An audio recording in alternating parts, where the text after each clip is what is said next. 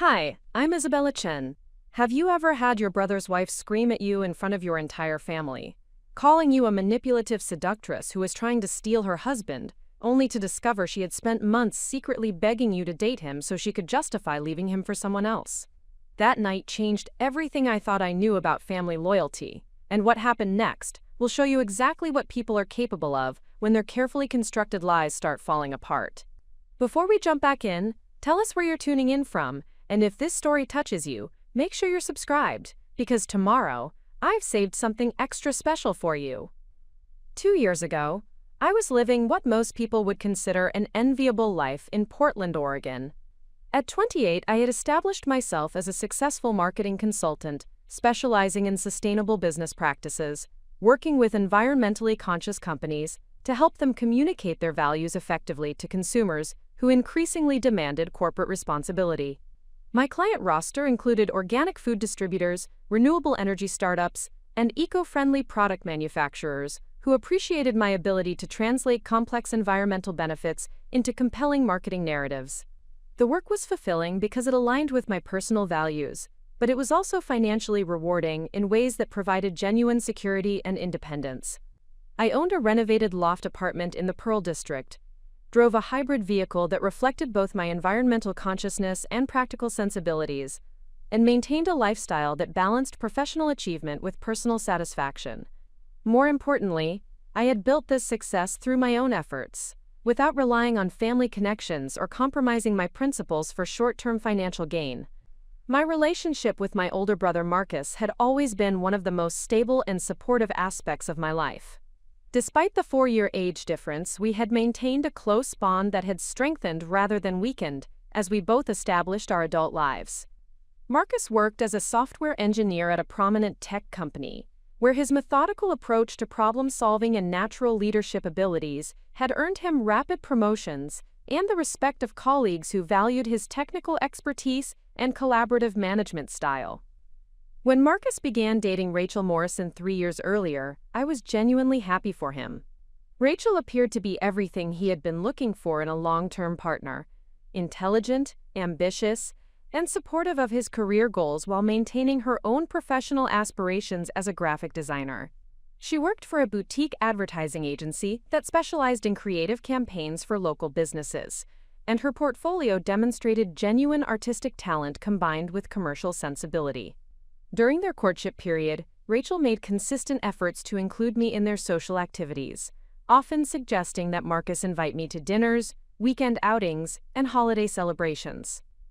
At the time, I interpreted this inclusiveness as evidence that she understood and respected the close relationship Marcus and I shared, and that she wanted to build a genuine friendship, rather than creating the kind of tension that sometimes develops when new romantic relationships alter existing family dynamics.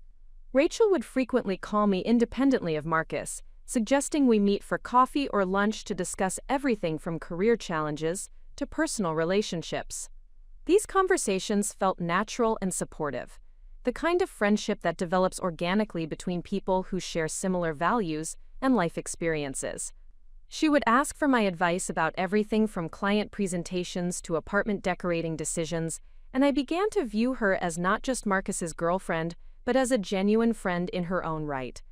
When Marcus proposed to Rachel after 2 years of dating, I was among the first people they told, and Rachel's excitement seemed completely authentic as she showed me the engagement ring and began discussing wedding planning ideas. She asked me to be her maid of honor, explaining that while she had several close female friends, she wanted someone who truly understood Marcus and could help ensure their wedding celebration reflected both of their personalities and values. The wedding planning process further strengthened what I believed was a genuine friendship with Rachel. She consulted me about virtually every decision, from venue selection to catering options to honeymoon destinations.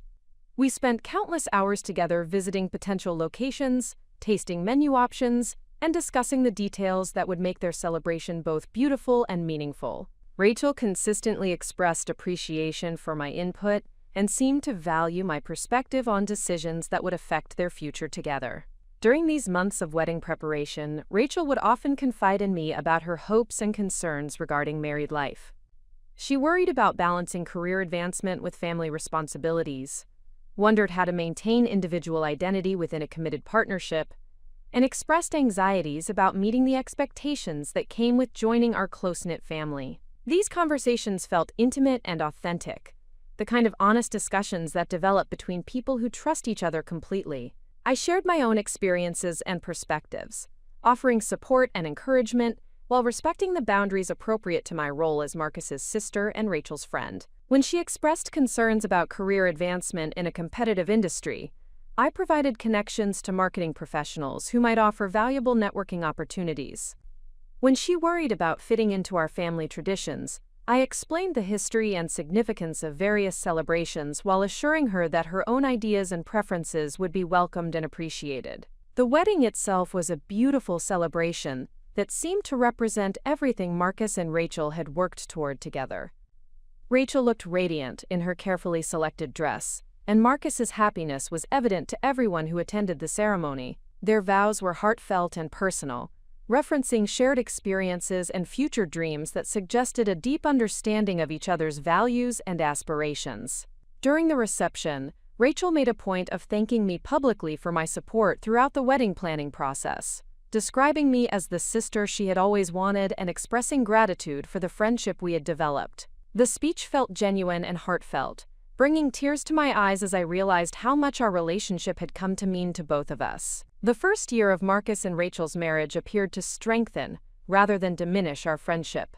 Rachel continued to call regularly, sharing updates about married life, career developments, and her growing integration into our extended family. She seemed genuinely happy, often describing small domestic moments that demonstrated her contentment with her new life. Cooking dinner with Marcus, decorating their apartment, planning weekend trips that combined relaxation with exploration of the Pacific Northwest. Rachel also made consistent efforts to include me in their social activities as a married couple. She would suggest that Marcus and she host dinner parties where I could meet their friends, recommend restaurants where the three of us could try new cuisines together, and organize group activities that allowed me to feel connected to their social circle without feeling like an intrusive third party. These interactions reinforced my belief that Rachel had successfully navigated the potentially challenging transition from being Marcus's girlfriend to becoming an integrated member of our family, while maintaining her individual relationship with me. She seemed to understand that my close bond with Marcus enhanced rather than threatened their marriage, and that supporting our sibling relationship was actually beneficial to her own partnership with him. During this period, Rachel also began seeking my professional advice about marketing challenges she encountered in her graphic design work. Her agency was expanding its client base, and she wanted to understand how to position herself for advancement opportunities that would utilize her creative talents while building business development skills. I provided guidance about client relationship management, portfolio presentation strategies, and networking approaches that had proven effective in my own career development. These professional conversations further strengthened what I believed was a mutually beneficial friendship. Rachel's questions were thoughtful and demonstrated genuine interest in learning from my experience, while her insights about visual communication and creative problem-solving provided valuable perspectives that enhanced my own understanding of marketing effectiveness. Approximately 18 months after the wedding, I began to notice subtle changes in Rachel's communication patterns and social behavior.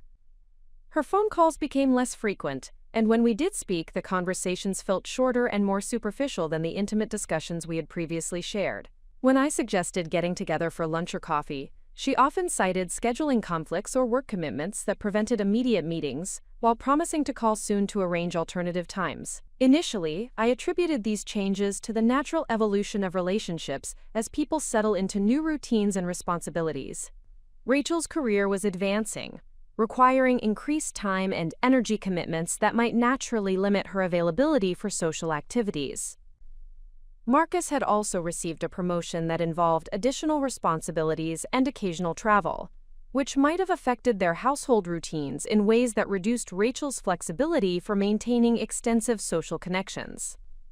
However, as these communication changes continued over several months, I began to wonder whether I had somehow inadvertently created tension or misunderstanding that was affecting our friendship.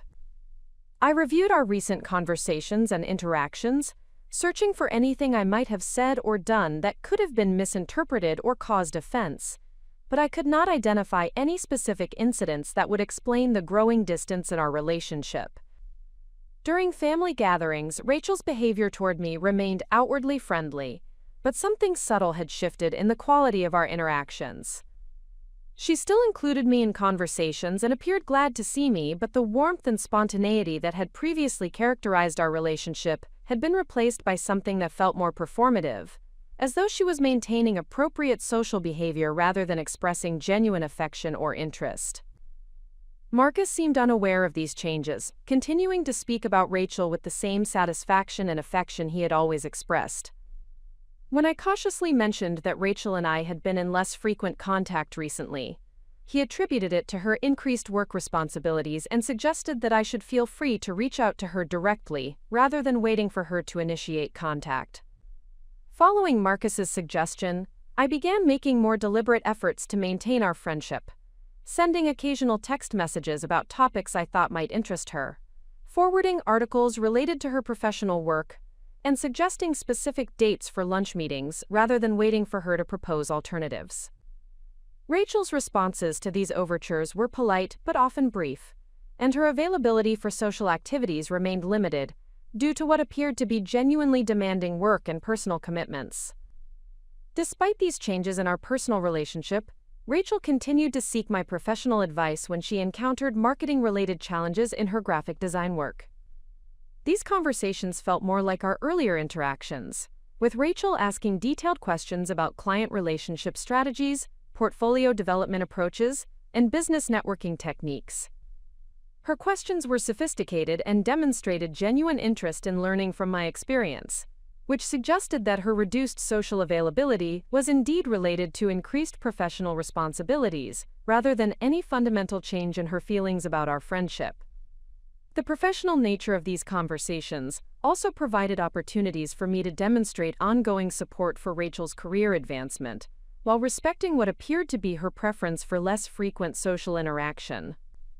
I could contribute valuable guidance to her professional development without pressuring her to maintain the same level of personal friendship that had characterized our relationship during her engagement and early marriage period. Preparing and narrating this story took us a lot of time, so if you are enjoying it, subscribe to our channel. It means a lot to us. Now back to the story. This equilibrium continued for several months, with Rachel and I maintaining cordial but less intimate contact, while she continued to appear happy and settled in her marriage to Marcus. I accepted that relationships naturally evolve as people's circumstances change, and I focused on supporting both Rachel and Marcus in whatever ways felt appropriate to our current dynamics, rather than attempting to recreate the closeness that had previously existed. The foundation of my life during this period felt stable and secure. My professional work continued to expand and provide both financial security and personal satisfaction. My relationship with Marcus remained strong and supportive, even as his marriage naturally shifted some of his time and attention toward his partnership with Rachel. My friendship with Rachel had evolved but remained positive, and I believed that the changes in our interaction patterns reflected natural life transitions rather than any fundamental problems or conflicts. Looking back now, I can see that this sense of stability was built on incomplete information about the true dynamics affecting my relationships with both Marcus and Rachel. The foundation I thought was solid was actually constructed on carefully concealed deceptions that would soon reveal themselves in ways that would fundamentally alter my understanding of everything I had believed about family loyalty, friendship, and the people I trusted most completely.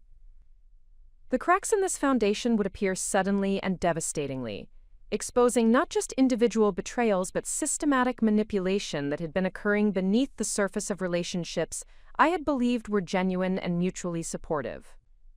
The revelation would force me to question not just Rachel's motives, but my own judgment about human nature and the reliability of the connections that had anchored my personal and emotional security. But before that foundation crumbled completely, there was one final period of apparent normalcy, one last month where I continued to believe that the life I had built was as secure and authentic as it appeared to be. That month would end with a phone conversation that would change everything I thought I knew about the people closest to me, and begin a journey that would ultimately teach me the difference between relationships built on genuine connection and those constructed as instruments of manipulation and control. The recording I made of that conversation would become the evidence that exposed years of deception, but it would also mark the beginning of the most challenging period of my life, when I would discover just how far people will go to protect lies they have constructed, and how much courage it takes to stand for truth when everyone around you benefits from maintaining carefully orchestrated deceptions. The phone call that would shatter everything I believed about my relationship with Rachel came on a Thursday evening in October, 3 weeks after Marcus had left for a 10-day business conference in Denver. I was reviewing client proposals in my apartment when my phone rang at 8:30, displaying Rachel's name on the screen. After months of increasingly infrequent communication, I was genuinely pleased to see her calling, hoping this might signal a return to the closer friendship we had once shared. "Isabella, thank goodness you answered." Rachel's voice carried an urgency that immediately concerned me. "I really need to talk to someone who understands relationships and knows Marcus well. Can you spare some time tonight?" Her tone suggested genuine distress, and my protective instincts toward both Marcus and Rachel activated immediately. "Of course, Rachel. What's happening? Is everything okay with you and Marcus?" "That's exactly what I need to discuss with you," she replied, her voice carrying what sounded like barely controlled emotion. "Isabella, I've been struggling with some feelings that I don't know how to handle, and I think you're the only person who might be able to help me work through the situation." I settled into my desk chair, giving Rachel my full attention while simultaneously feeling concerned about what kind of marital difficulties might have developed during Marcus's absence. "Rachel, you know I care about both of you. Whatever's going on, I want to help in any way I can. Isabella, I need to be completely honest with you about something that's been affecting my marriage for months now," Rachel began, her voice taking on the intimate tone she had used during our closest friendship period. "I've been having feelings that I know are inappropriate, but I can't seem to control them or make them go away." The phrase "inappropriate feelings" in the context of her marriage immediately alarmed me, and I began preparing to provide whatever support might help Rachel work through whatever emotional challenges were affecting her relationship with Marcus. "Rachel, marriage counseling can be incredibly helpful for working through complicated emotions. Have you considered speaking with a professional therapist?" "Isabella, you don't understand," Rachel interrupted, her voice becoming more intense. "The feelings I'm having aren't about Marcus. They're about someone else. Someone who's been part of our lives since the beginning of our relationship." My concern deepened as I began to understand that Rachel might be confessing to romantic feelings for another person, a situation that would require delicate handling to protect both her marriage to Marcus and her emotional well-being. "Rachel, having complicated feelings doesn't make you a bad person. What matters is how you choose to handle those feelings. Isabella, the person I have feelings for is you." The words hit me with such unexpected force that I initially thought I had misheard her statement. "Rachel, I'm not sure I understand what you mean." "Isabella, I've been attracted to you since the first time Marcus introduced us," Rachel continued, her voice now carrying a confessional quality that felt both intimate and disturbing. "At first, I thought it was just admiration for your intelligence and professional success, but over the past year I've realized that what I'm feeling is much more than friendship or professional respect." I sat in stunned silence, trying to process the implications of what Rachel was telling me.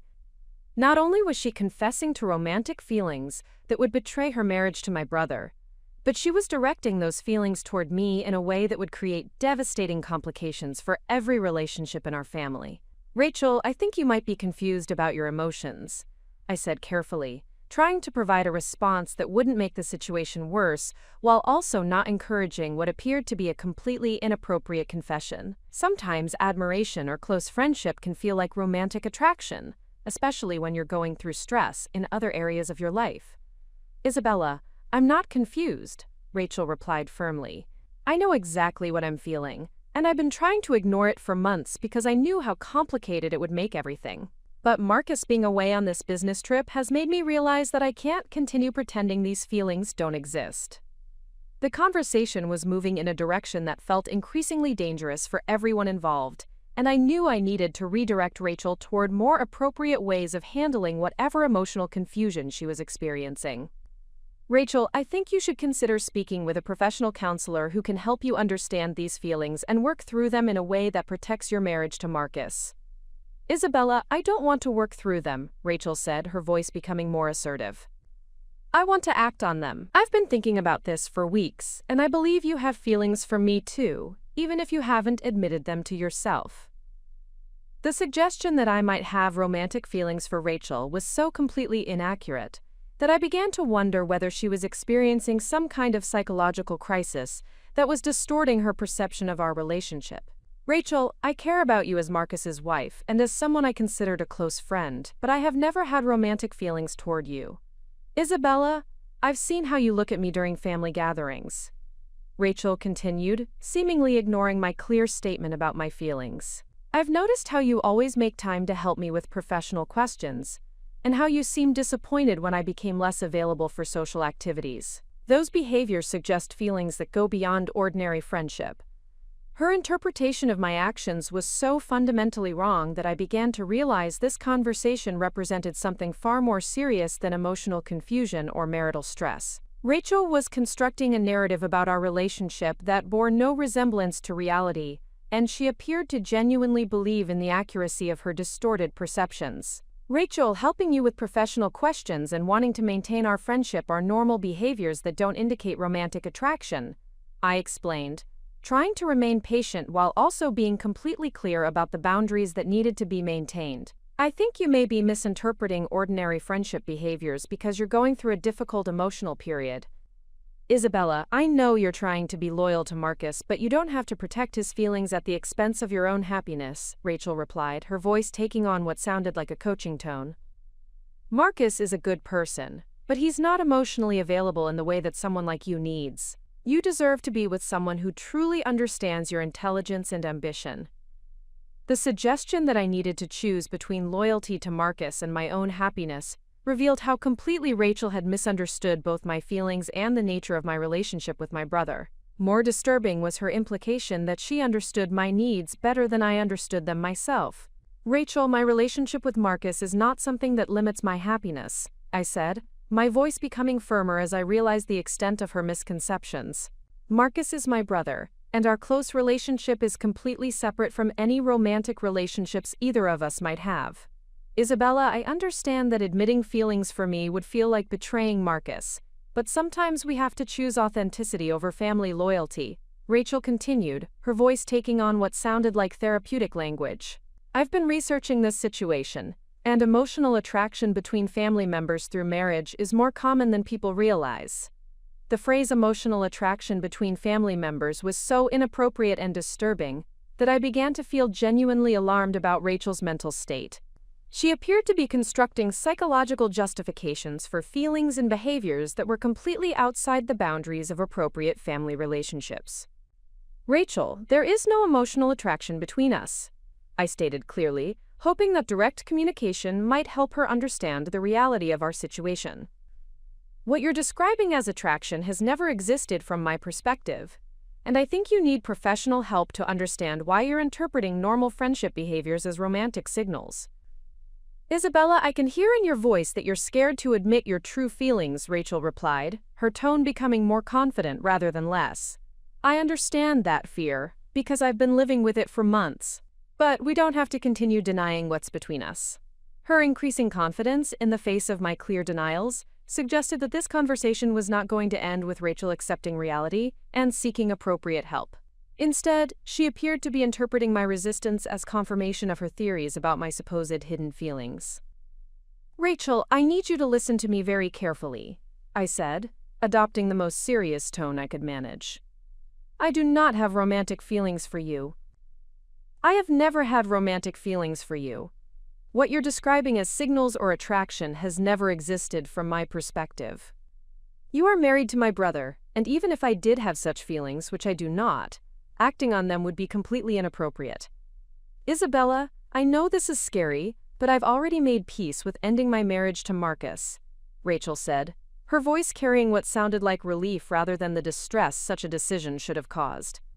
I've realized that I married him because he was safe and stable, but what I really need is someone who challenges me intellectually and emotionally the way you do. The casual mention of ending her marriage to Marcus was so shocking that I initially couldn't formulate a response. Rachel was discussing the destruction of her relationship with my brother as though it were a minor lifestyle adjustment, rather than a devastating betrayal of vows and trust. Rachel, you cannot be serious about ending your marriage based on imaginary feelings between us, I said, my voice rising despite my attempts to remain calm. You're talking about destroying multiple relationships based on a complete misunderstanding of normal friendship behaviors. Isabella, I am completely serious, Rachel replied, her voice becoming more animated. I've been planning this conversation for weeks, thinking through exactly how to approach you about the situation. I know that admitting mutual attraction will feel overwhelming at first, but once we acknowledge what's between us, we can figure out how to handle the practical complications. The word planning was particularly disturbing, suggesting that Rachel had been constructing this fantasy about our relationship over an extended period rather than experiencing a sudden emotional crisis. She had been deliberately cultivating what she believed was a romantic connection, while I remained completely unaware of her intentions. Rachel, there are no mutual feelings to acknowledge and no practical complications to handle, I said, trying once more to establish clear boundaries.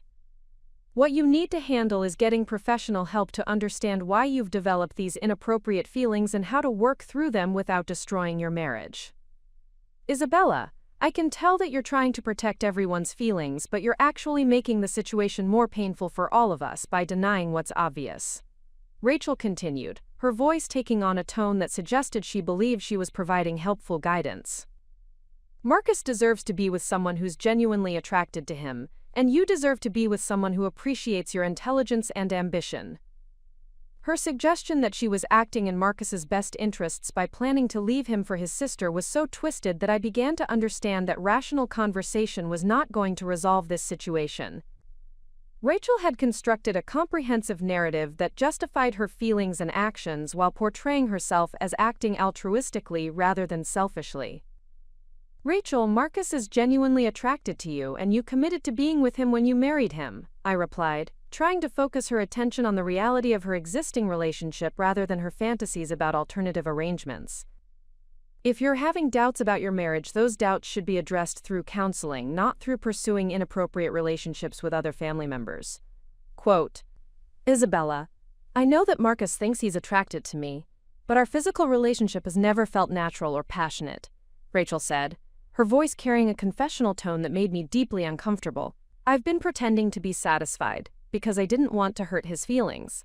But now I understand that the lack of genuine attraction was because my heart was already committed to someone else. The intimate details about her physical relationship with Marcus were information I absolutely did not want to possess, and her willingness to share such private matters suggested that her boundaries about appropriate conversation topics had become as distorted as her perceptions about my feelings toward her. Rachel, details about your physical relationship with Marcus are private matters that should be discussed with him or with a professional counselor, not with me, I said firmly. I am not the appropriate person for you to confide in about marital intimacy issues.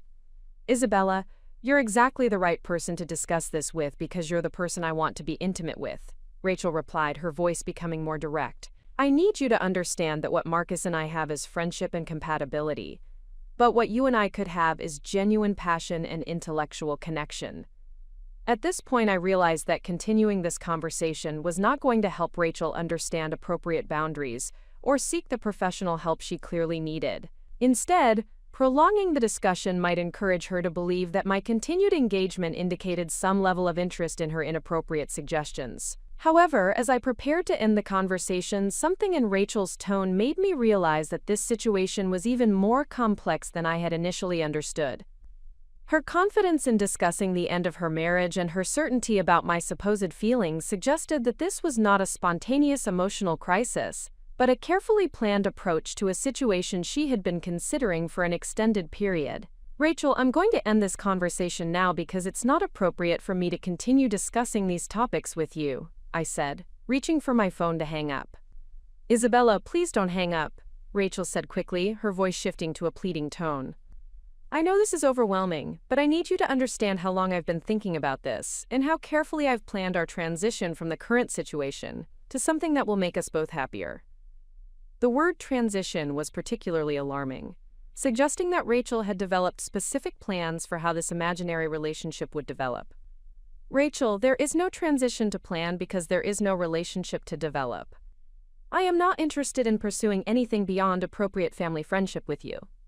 Isabella, I understand that you're scared, but I've already figured out how to handle the practical complications, Rachel continued, seemingly ignoring my clear statement of disinterest.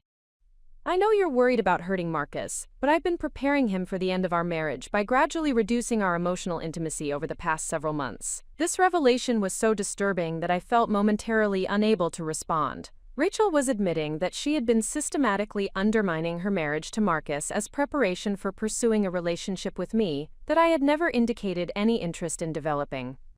Rachel, you have been deliberately damaging your relationship with Marcus based on feelings that exist only in your imagination, I said, my voice filled with horror at the implications of what she was telling me. You need to stop this behavior immediately and seek professional help to understand why you've been sabotaging your marriage.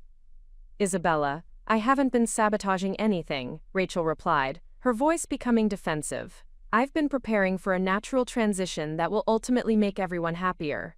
Marcus has already started to notice that our relationship feels different, and when I explain that we've both outgrown our marriage, he'll understand that divorce is the best option for everyone involved. The casual way she discussed manipulating Marcus's perceptions and emotions revealed a level of calculated cruelty that I had never suspected existed in someone I had considered a close friend. Rachel had been systematically destroying her marriage while presenting herself as a victim of uncontrollable feelings. Rachel, what you're describing is emotional manipulation and betrayal, I said, no longer attempting to maintain a gentle tone. You have been deliberately harming Marcus while planning to blame your actions on feelings that I do not share and have never encouraged. Isabella, I know you're upset because this situation is complicated, but once you accept that we belong together, you'll see that everything I've done has been necessary to create the opportunity for our relationship to develop. Rachel replied, her voice taking on a soothing tone that felt completely inappropriate given the severity of what she was admitting. At that moment, I realized that documenting this conversation might be essential for protecting both Marcus and myself from whatever additional manipulation Rachel might be planning. Without informing her of my intentions, I activated the recording function on my phone, knowing that preserving evidence of her admissions might be crucial for addressing the damage she had already caused.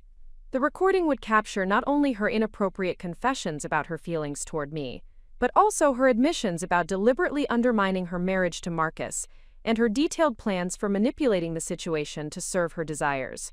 This evidence would become essential when Rachel's manipulations escalated beyond private phone conversations to public accusations designed to destroy my reputation and relationships.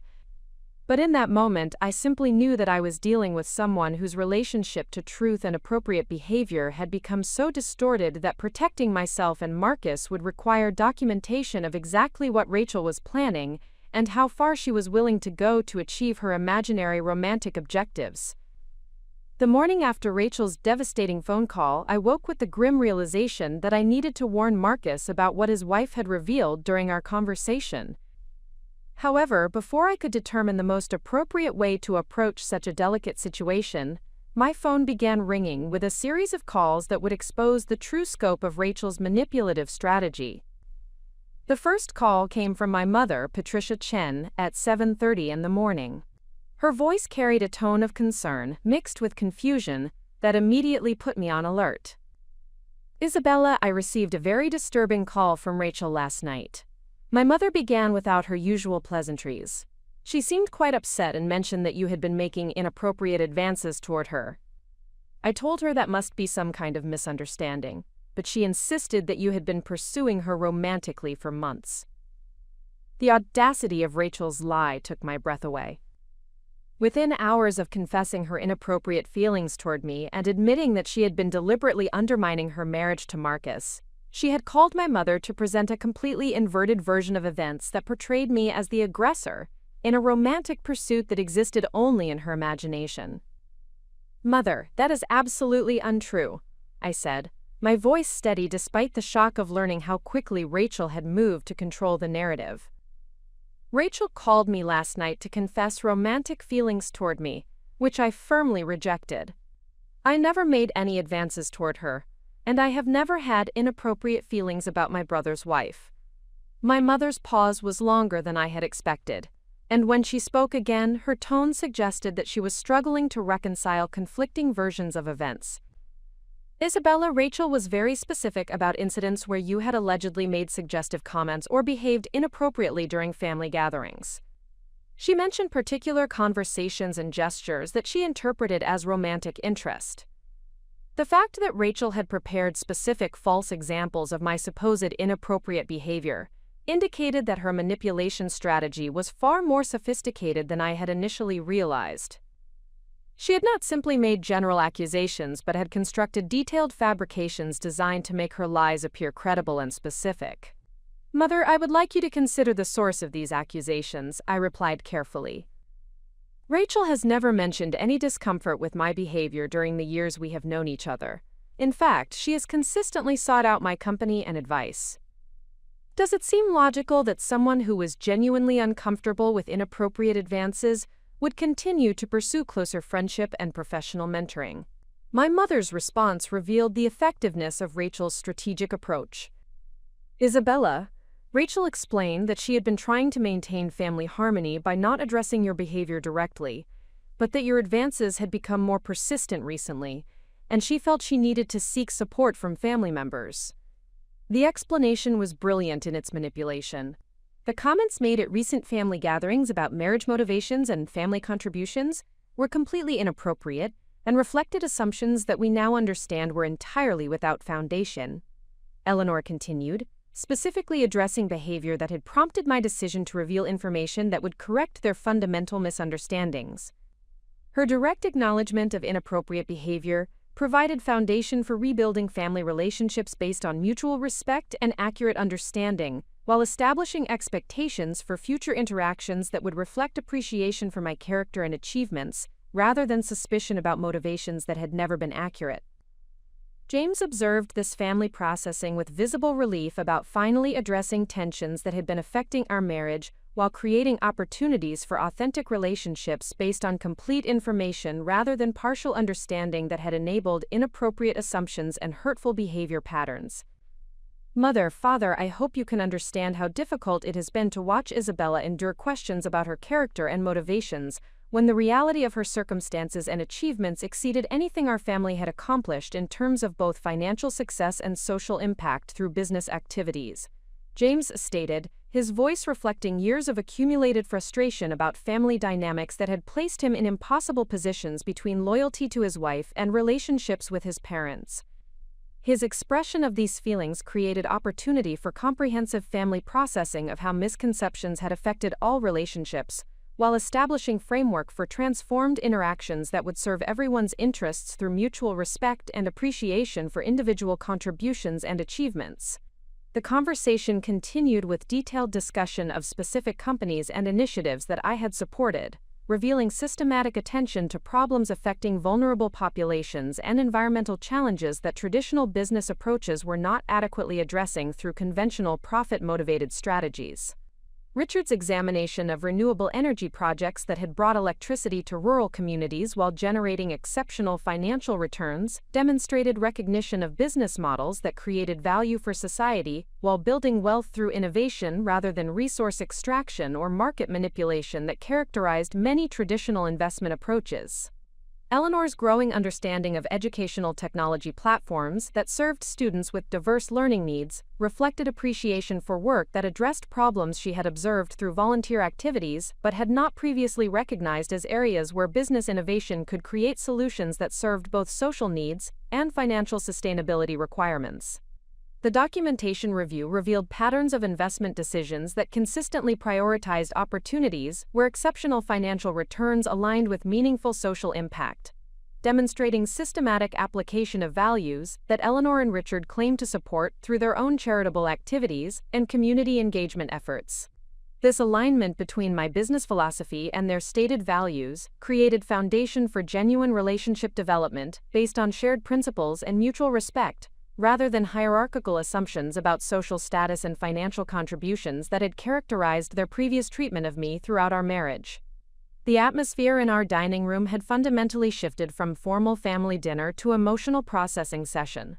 where 3 years of accumulated misunderstandings required careful untangling through honest communication and vulnerable acknowledgement of how assumptions had damaged relationships that should have been built on mutual support and genuine appreciation for individual character and contributions. Eleanor's hands trembled slightly as she reached for her water glass, the physical manifestation of emotional processing that was occurring as she confronted the magnitude of her misjudgments about my character and the profound inappropriateness of behavior that had been based on fundamental misconceptions about my motivations and circumstances. Her composure, typically maintained through decades of social training and community leadership experience, was being challenged by recognition of errors that had created unnecessary pain and family tension. Isabella, I need you to understand that our assumptions about your background were not motivated by malice or deliberate cruelty, but rather by protective instincts that we now recognize were based on complete misunderstanding of your actual character and achievements. Eleanor began, her voice carrying the emotional vulnerability that genuine apologies required when addressing serious relationship damage. Her explanation revealed the psychological mechanisms that had enabled 3 years of inappropriate treatment, while acknowledging that good intentions could not excuse behavior that had been fundamentally unjust, based on the reality of my circumstances and contributions to family well-being. The protective motivation she described reflected common patterns among wealthy families, who worried about exploitation and opportunistic relationships that threatened family resources and social position. Our concerns about protecting family legacy and ensuring that marriages brought mutual benefit rather than one-sided advantage created a framework for evaluating your relationship with James that completely failed to recognize your actual capabilities and contributions. Eleanor continued, demonstrating growing awareness of how their evaluation criteria had been both inappropriate and inaccurate. Richard's processing of this information followed analytical patterns that reflected his business background and systematic approach to problem-solving. When confronted with evidence that required fundamental reassessment of previous conclusions and strategic adjustments based on new information that contradicted established assumptions. Isabella, from a purely objective standpoint, the investment performance documented in these reports represents achievement that commands respect within professional circles where exceptional results are recognized and valued appropriately. Richard stated, his professional assessment providing foundation for personal acknowledgement of errors in judgment that had shaped his treatment of me throughout our family relationship. His willingness to acknowledge professional respect for my achievements created opening for addressing more personal aspects of family relationships, and the emotional damage that had been caused by assumptions about my character that had never been based on accurate information or fair evaluation of my actual contributions to family welfare and social responsibility. However, recognizing your professional capabilities does not address the personal dimensions of how our assumptions and behavior have affected you as an individual and as James's wife. Richard continued, demonstrating understanding that relationship repair required emotional acknowledgement beyond simply adjusting business-related assessments of my capabilities and achievements. The conversation was evolving from information sharing toward emotional processing that would be necessary for rebuilding family relationships based on authentic understanding and mutual respect, rather than hierarchical assumptions about social status and individual worth that had characterized previous interactions. James observed his parents' emotional processing with visible relief about finally addressing family dynamics that had been affecting our marriage while creating opportunities for genuine relationships that served everyone's interests through honest communication and accurate understanding of individual circumstances and motivations. Isabella, watching you maintain dignity and grace throughout months of inappropriate treatment while never responding with defensiveness or retaliation has demonstrated character that we failed to recognize or appreciate properly, James said, his voice reflecting admiration for emotional strength that had preserved family relationships despite persistent provocation and unjust assumptions about my motivations. His recognition of my response to difficult treatment provided perspective on how character reveals itself through behavior during challenging circumstances, rather than simply through favorable conditions where positive responses require minimal effort or emotional regulation. The patience I had demonstrated throughout their testing period had actually provided evidence of qualities they claimed to value, but had failed to recognize when displayed consistently over extended periods. The irony is profound that we spent years worried about protecting our family from someone whose character, achievements, and resources exceeded our own, while our behavior demonstrated exactly the kind of superficial judgment and social prejudice that we claimed to reject through our charitable work and community involvement. Eleanor observed, her growing self-awareness revealing how their actions had contradicted stated values about treating people with dignity regardless of perceived social status or economic circumstances. "Marcus, I'm so sorry you're having to deal with this while you're traveling," I replied, genuinely distressed that Rachel's manipulation was affecting him during what should have been a routine business trip. "Rachel called me last night with some very inappropriate confessions and requests. When I rejected her advances and suggested she seek professional help, she apparently decided to contact family members with false accusations about my behavior toward her. Isabella, Rachel told me that you had been making romantic advances that made her uncomfortable, and that when she tried to establish boundaries, you became upset and started making accusations about our marriage," Marcus said, his voice carrying exhaustion rather than anger. "She was crying when she called me, and she seemed genuinely distressed about having to report your behavior to family members." The detail about Rachel crying during her call to Marcus was particularly manipulative, because it would naturally evoke his protective instincts and make him more likely to believe her version of events. She was performing the role of distressed victim, while systematically destroying the relationships that provided stability and support to both Marcus and me. "Marcus, I understand why Rachel's emotional state would make you want to support her," I said carefully, "but I need you to consider some objective questions about her account. In your experience, have I ever behaved inappropriately toward Rachel or made romantic comments about her? Have you ever observed me acting in ways that suggested romantic interest in your wife?" Marcus was quiet for a long moment before responding. "Isabella, I've never seen anything that seemed inappropriate in your interactions with Rachel. You've always been respectful and supportive of our marriage. Then I would ask you to consider why Rachel would wait until now to report behavior that she claims has been ongoing for months," I continued. "If she was genuinely uncomfortable with my conduct, wouldn't it make sense for her to have discussed it with you immediately, rather than suffering in silence while continuing to seek my company and advice?" "That's a fair point," Marcus acknowledged, his voice carrying the first note of skepticism about Rachel's account. "Rachel has mentioned several times recently how much she values your professional guidance and friendship. It would be strange for her to continue pursuing closer contact if she was uncomfortable with your behavior. However, before I could provide additional perspective on Rachel's manipulation, Marcus received another call that he needed to take for his business conference. We agreed to continue our conversation that evening, when he would have more privacy and time to discuss the situation in detail.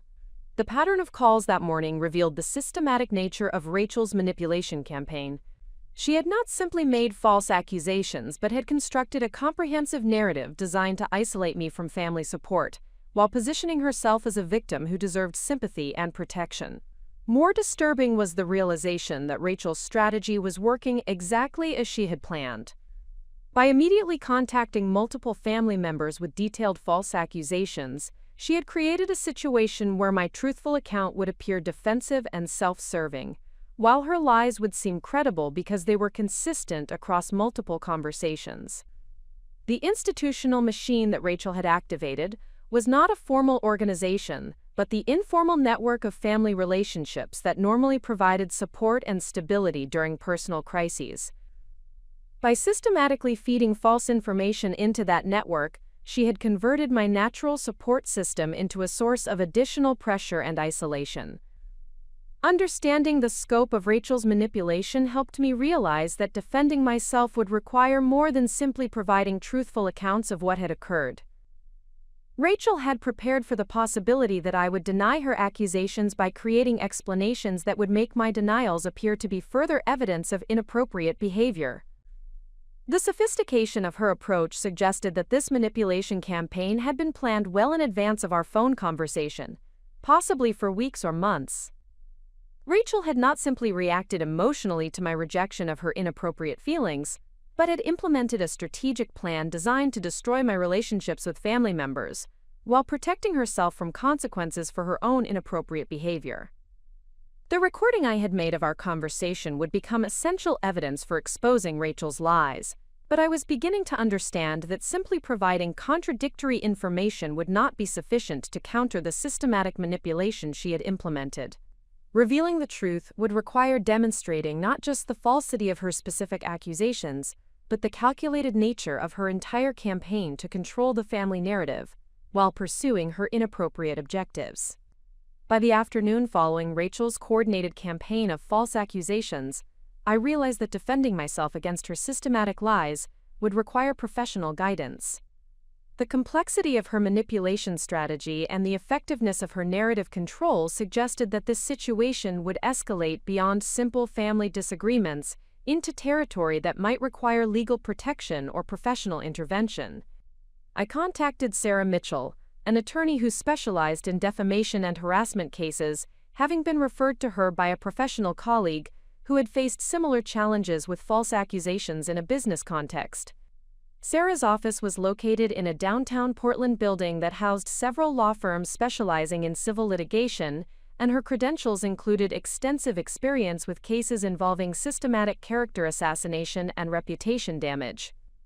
During our initial consultation, Sarah listened carefully as I explained the sequence of events that had led to Rachel's false accusations, including the recorded phone conversation where Rachel had confessed her inappropriate feelings and admitted to deliberately undermining her marriage to Marcus. Sarah took detailed notes and asked specific questions about the timeline of events, the nature of Rachel's accusations, and the extent of her campaign to influence family members. Isabella, what you're describing represents a sophisticated defamation strategy that goes beyond simple false accusations, Sarah explained after reviewing the information I had provided. Rachel has created what we call a preemptive narrative, designed to discredit any truthful account you might provide by portraying your honest statements as defensive lies intended to cover up inappropriate behavior. The legal terminology helped me understand why my attempts to defend myself had felt ineffective despite being completely truthful. Rachel had not simply lied about specific incidents but had constructed a comprehensive false framework that would make any contradictory information appear to be further evidence of my supposed guilt. The recording you made of Rachel's confession is potentially valuable evidence, Sarah continued, but using it effectively will require careful consideration of privacy laws and the potential for Rachel to claim that you manipulated or edited the conversation to misrepresent her statements. This revelation was disturbing because it meant that even concrete evidence of Rachel's lies and manipulation might not provide the clear vindication I had hoped for. Sarah explained that individuals who engage in systematic defamation often prepare secondary strategies to undermine evidence that contradicts their false narratives. Furthermore, Sarah added, quote, Rachel's decision to immediately contact multiple family members with false accusations creates what we call witness contamination, where the people who might normally provide character references for you have been influenced by deliberate misinformation designed to make them question your credibility. The legal analysis revealed that Rachel's manipulation strategy was far more sophisticated than I had initially understood. She had not simply made false accusations, but had systematically compromised the relationships and support systems that would normally help someone defend against such accusations. Sarah outlined several options for addressing the situation, each carrying significant costs and risks. Filing a defamation lawsuit would require extensive documentation of damages to my reputation and relationships, along with proof that Rachel's statements were both false and made with malicious intent. The process would likely take months or years to resolve, during which time the false accusations would continue to affect my family relationships and potentially my professional reputation. Isabella, I need to be completely transparent with you about the challenges you're facing, Sarah said, her voice carrying the gravity appropriate to the situation. Even if we can prove that Rachel's accusations are false, the damage to your family relationships may be difficult to repair. People who have been systematically fed false information often resist accepting evidence that contradicts what they've been told, especially when admitting they were deceived, would require acknowledging that they treated someone unfairly based on lies. This psychological insight was perhaps the most devastating aspect of Rachel's manipulation strategy. She had not simply lied about me, but had converted my family members into unwitting participants in her campaign by making them feel personally invested in believing her version of events. Sarah also explained that Rachel's behavior patterns suggested she might escalate her manipulation if she felt threatened by legal action or exposure of her lies. Individuals who engage in this type of systematic deception often respond to challenges by increasing their manipulative behavior rather than retreating. Rachel might make additional false accusations, attempt to involve your professional contacts, or escalate to behavior that could be classified as harassment or stalking. The possibility that defending myself might provoke Rachel to expand her campaign of lies was particularly troubling, because it suggested that any action I took to protect my reputation might actually increase the damage she could cause to my personal and professional relationships. However, Sarah continued, documenting Rachel's behavior and preserving evidence of her manipulation will be essential, regardless of whether you choose to pursue legal action immediately. If her behavior escalates, having comprehensive documentation will strengthen your position and provide law enforcement with clear evidence of a pattern of harassment. Sarah's guidance helped me understand that the trap Rachel had created was more complex than simple false accusations. By systematically compromising my support network and creating legal and social obstacles to defending myself, she had constructed a situation where all available responses carried significant risks and costs. The most immediate challenge was the upcoming family gathering that had been scheduled for the following weekend to celebrate my father's birthday. Under normal circumstances, this would have been a joyful occasion where family members who lived in different cities would gather to maintain connections and share updates about their lives. However, given Rachel's campaign of false accusations, the gathering would likely become an uncomfortable confrontation where family members would pressure me to address her allegations. Sarah advised me to attend the gathering despite the potential for conflict, explaining that avoiding family events would likely be interpreted as evidence of guilt or shame about my alleged behavior. Isabella, your presence at family gatherings demonstrates confidence in your innocence and willingness to address questions about Rachel's accusations directly. Absence would allow Rachel to control the narrative completely, while suggesting that you're afraid to face the people you supposedly wronged. However, Sarah also recommended that I prepare carefully for potential confrontations by documenting my interactions with family members and being strategic about which information to share and when. The goal is to plant seeds of doubt about Rachel's credibility while avoiding appearing defensive or desperate. Focus on asking questions that highlight inconsistencies in her account, rather than simply asserting your innocence. This strategic approach felt uncomfortable because it required treating family relationships as tactical challenges, rather than sources of natural support and affection. However, Rachel's manipulation had already converted these relationships into battlegrounds where truth and lies would compete for acceptance based on presentation tactics rather than objective merit. Sarah also recommended that I consider the potential impact on my professional reputation if Rachel's false accusations spread beyond family circles into my business network. Isabella, your work in marketing consulting requires maintaining credibility with clients who trust your judgment and professionalism. If Rachel decides to expand her defamation campaign to include professional contacts, the damage could affect your ability to maintain existing client relationships and secure new business opportunities. This possibility was particularly concerning because my professional success had been built through years of careful relationship building and demonstrated expertise. Unlike family relationships, which are based on historical connections and shared experiences, professional relationships depend on current reputation and perceived reliability. False accusations about inappropriate personal behavior could undermine client confidence, even if the accusations were eventually proven false. Sarah suggested developing a proactive communication strategy that would allow me to address potential questions from professional contacts before Rachel's lies could spread through business networks. If clients or colleagues hear rumors about inappropriate behavior, having a clear, brief explanation of the situation will help maintain their confidence in your professionalism while demonstrating that you're handling the matter responsibly. However, this recommendation created another layer of complexity in an already difficult situation. Proactively discussing Rachel's false accusations with professional contacts would risk spreading knowledge of the accusations to people who might never have heard about them otherwise. Yet, waiting to respond until after rumors had spread would mean addressing the situation from a defensive position where the false accusations would already have influenced perceptions. During our consultation, Sarah also addressed the emotional and psychological toll that systematic defamation can create for victims.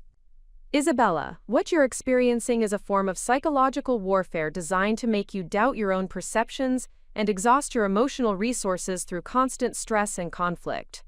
It's important to understand that the confusion and distress you're feeling are normal responses to an abnormal situation. This perspective was helpful because it validated the difficulty I was experiencing while providing a framework for understanding Rachel's behavior as deliberate strategy rather than emotional crisis or misunderstanding. Recognizing that her manipulation was calculated rather than impulsive helped me understand why rational conversation and emotional appeals had been ineffective in addressing the situation. Sarah recommended that I consider working with a therapist who specialized in helping victims of systematic manipulation and defamation.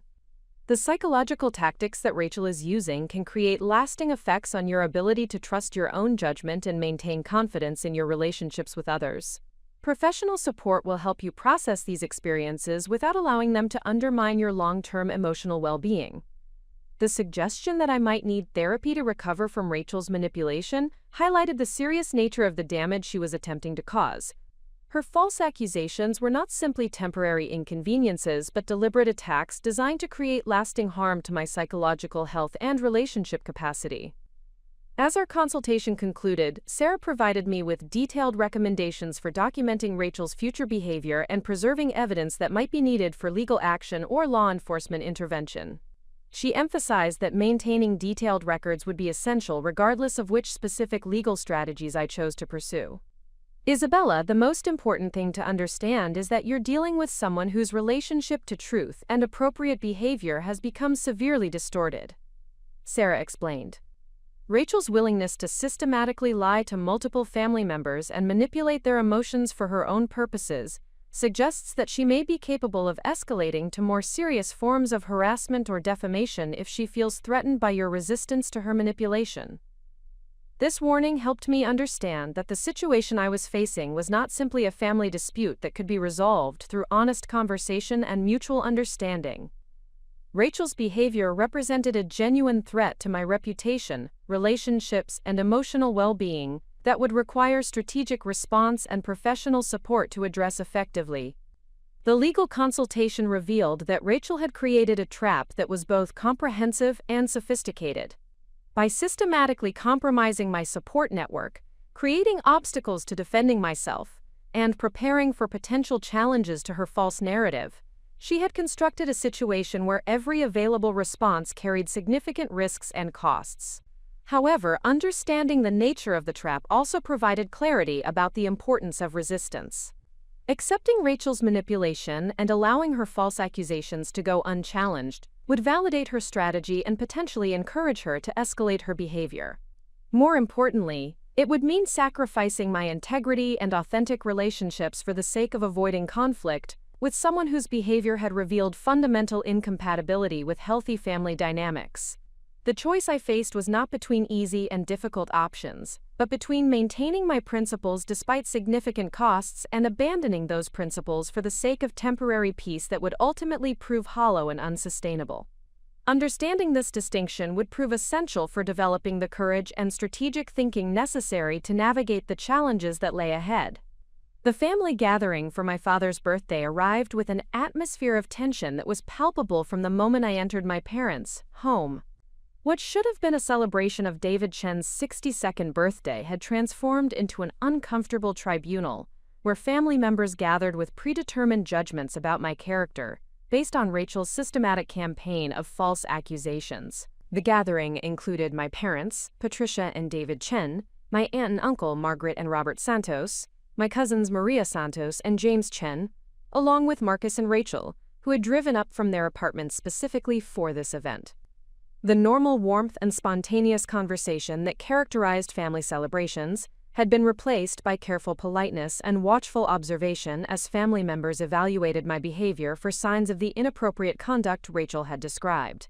Rachel arrived wearing a conservative navy dress that projected an image of respectability and restraint, her hair styled in a manner that emphasized professionalism rather than fashion. Her choice of attire was clearly strategic, designed to reinforce the victim narrative she had constructed, while making my own appearance seem potentially inappropriate by comparison. She greeted family members with subdued warmth that suggested someone bravely maintaining composure, despite recent emotional distress. Marcus appeared genuinely conflicted about the situation, his usual comfortable demeanor replaced by careful observation and measured responses to conversation. His confusion was understandable given the contradictory accounts he had received from Rachel and me, along with the pressure he was experiencing from family members who expected him to take a definitive position about his wife's accusations against his sister.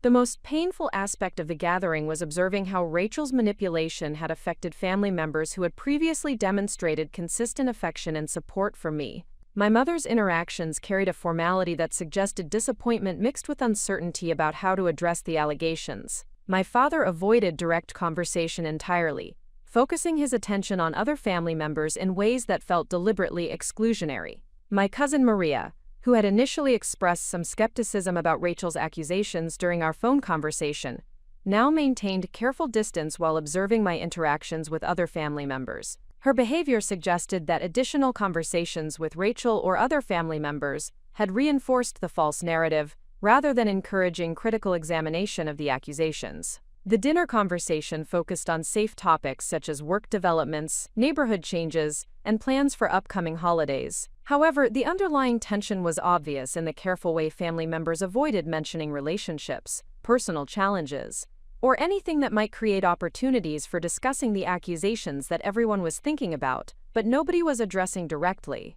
Rachel participated in these conversations with studied normalcy, contributing appropriate comments about professional projects and family news, while maintaining the demeanor of someone courageously participating in family activities despite recent emotional trauma. Her performance was skilled enough to reinforce her victim narrative, without appearing to seek attention or sympathy directly. The first direct confrontation occurred when my Aunt Margaret approached me privately while other family members were gathered in the living room after dinner.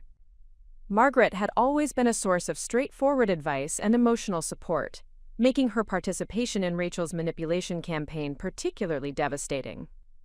"Isabella, I need to speak with you about this situation with Rachel," Margaret began, her voice carrying the authoritative tone she typically used when addressing serious family matters. "Several of us are very concerned about what happened between you two, and we think it would be best if you acknowledged your inappropriate behavior and apologized so we can move past this conflict." The suggestion that I should apologize for behavior I had not engaged in while accepting blame for Rachel's manipulation represented exactly the outcome Rachel had been working to achieve. By positioning family members as mediators seeking resolution rather than investigators seeking truth, she had created pressure for me to accept responsibility for her lies in order to restore family harmony. "Aunt Margaret, I understand your desire to resolve family conflict, but I cannot apologize for behavior that did not occur," I replied, keeping my voice respectful but firm. Rachel's accusations are not accurate, and accepting blame for her false statements would not create genuine resolution, but would instead validate a pattern of manipulation that could affect other family relationships. Margaret's expression suggested frustration with my response rather than consideration of my perspective. "Isabella, Rachel was very specific about incidents where you made inappropriate comments and advances. Multiple family members have spoken with her, and her account has been consistent. It seems unlikely that she would fabricate such detailed accusations without some basis in reality." The emphasis on consistency and detail revealed how effectively Rachel's prepared lies were functioning to convince family members of their accuracy. By providing specific false examples rather than general accusations, she had created an appearance of credibility that was difficult to challenge without equally detailed contradictory evidence. "Aunt Margaret, I would ask you to consider Rachel's behavior pattern over the past 2 years, rather than focusing exclusively on her recent accusations," I responded, hoping to direct attention toward objective evidence rather than subjective claims. If I had been making unwelcome advances for months, would it seem reasonable for Rachel to continue seeking my company, requesting professional advice, and including me in social activities? Margaret paused before responding, suggesting that this question had highlighted an inconsistency she had not previously considered.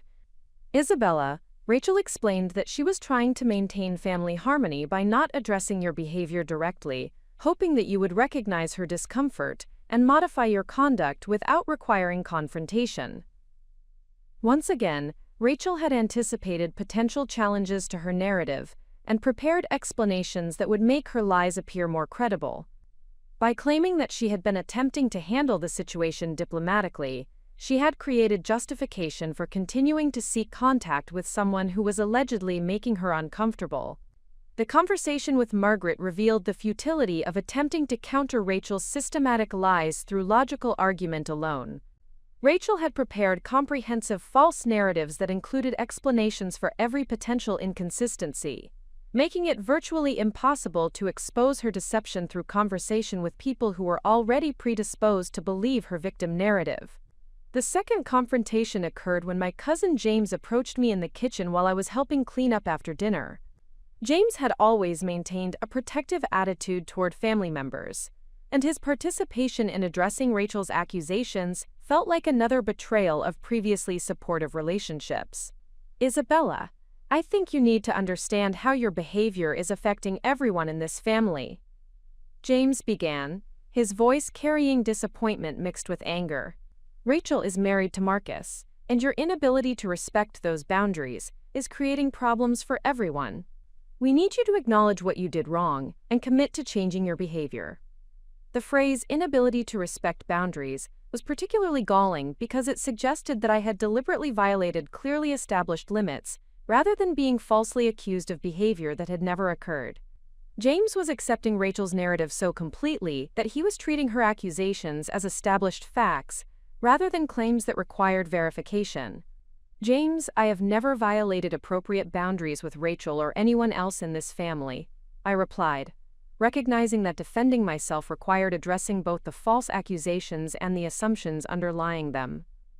The behavior Rachel described did not occur, and her accusations represent a deliberate attempt to manipulate family relationships for purposes that have nothing to do with protecting marriage boundaries. James's response revealed how effectively Rachel's emotional manipulation had influenced family members who were normally skeptical of dramatic accusations. "Isabella, you're asking us to believe that Rachel would lie about something this serious for no apparent reason. That seems much less likely than believing that you made some inappropriate comments and are now trying to avoid taking responsibility." The logic was superficially reasonable but failed to account for Rachel's actual motivations and behavior patterns. By focusing on the implausibility of fabricated accusations while ignoring evidence of Rachel's manipulation strategy, James was applying analytical standards that favored Rachel's prepared lies over my truthful denials.